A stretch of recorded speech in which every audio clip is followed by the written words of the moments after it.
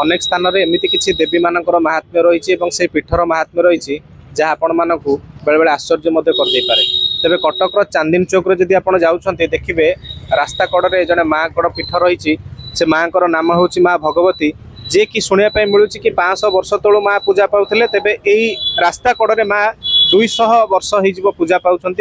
ये पीठर गोटे विशेषत्व हूँ कि देखिपारे माँ का मुंड उपर छात ना यार कारण कौन ता समस्त अवश्य कही न पारती किंतु जी शुणापी मिलूँ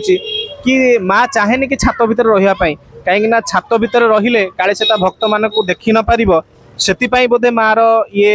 कथाटी रही किंवदंती शुणापी मिले कि जिते थर चेष्टा करा छात पकड़ाई सफल हो पार ना तेरे ये जो कथा जी अच्छा पूजक जी अच्छा स्थानीय बासिंदा चलतु प्रतिक्रिया ना कौन कहते माँ को लेकिन कौन विश्वास रही ये माँ सहित जोड़ी कहीहबनी पिला दिन पूरा जेबेठू आम जानलुनी तापर ये यार गोटे किंवदंती थिला ये गोटे आम गोटे टिके चेंज करने चाहूलु से चेंज हो पारानी लोकों मतामत किंतु ये गोटे जगार बाहर ये मोर देन 500 तल वर्षर ठाकुर बोली किंवदंती अच्छी बाहर से छात ना मो पिला दिन मु देखी आसर जी पूजक थे बेलू जानी आसू जे सी छात पड़े छात भितर से रही छात पड़े से बाहर जिनस देखिपारे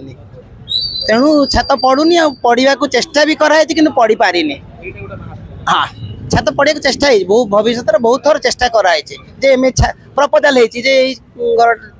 खोला मेलार ठाकुराणी पढ़ी छात करदे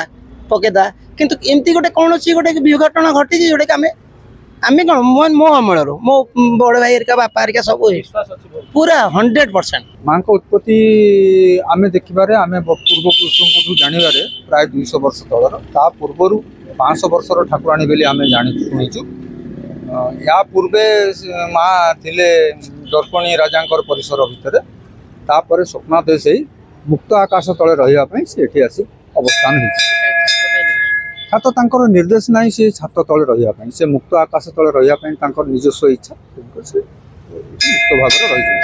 सात्विक मते आमिष भोग हुए ये सात्विक मत हुए दैनिक अन्न भोगर कौन व्यवस्था ना जगह जुग ना जो तेणुक बाल भोग माँ संतुष्ट हूँ बाल भोग संध्या आलती जमी हवा कथा हुए सका माँ प्रातः स्नान सारी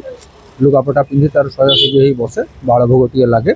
अनेक भक्त आसती दर्शन करती मानसिक कर मानसिक पूरण कर निश्चित भाव में माँ भगवती और पार्श्वर देवादेवी मैंने जो भाव में पूजा पाँच